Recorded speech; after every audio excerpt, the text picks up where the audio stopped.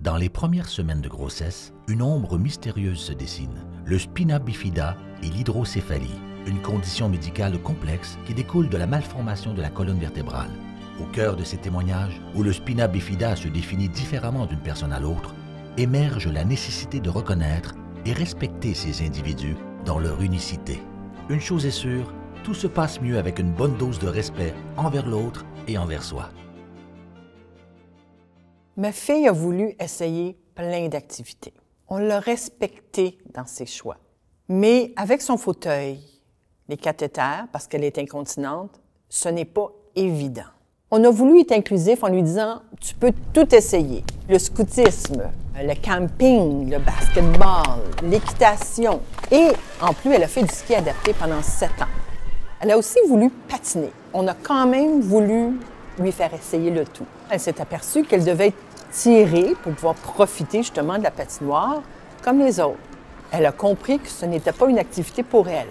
On ne voulait pas la limiter dans ce qu'elle pouvait faire et vivre. Donc, on a respecté son envie d'expérimenter. C'est pas toujours évident comme parent. Et en même temps, elle a appris à respecter ses limites. C'est sûr qu'en vieillissant, mon énergie baisse. J'ai pas le choix de me respecter, je fatigue plus vite qu'avant. J'ai décidé de travailler à moins d'endroits et je travaille maintenant à temps partiel. Je fais moins d'heures qu'en début de pratique.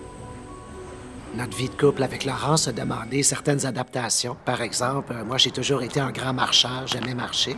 Et au début de notre relation, Laurence était un peu plus limitée à ce niveau-là. Alors, je lui ai proposé qu'on pourrait acquérir un fauteuil roulant. Et maintenant, on apprécie d'être très mobiles tous les deux.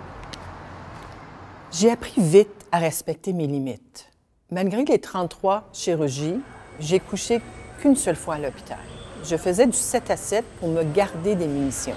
Je lui disais, Isabelle, je vais te voir demain matin à 7 heures. Et j'y étais.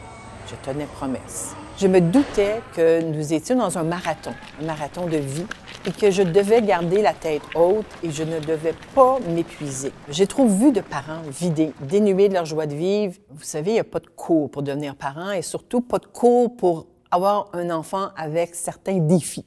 C'est une question d'équilibre et de respect pour les deux.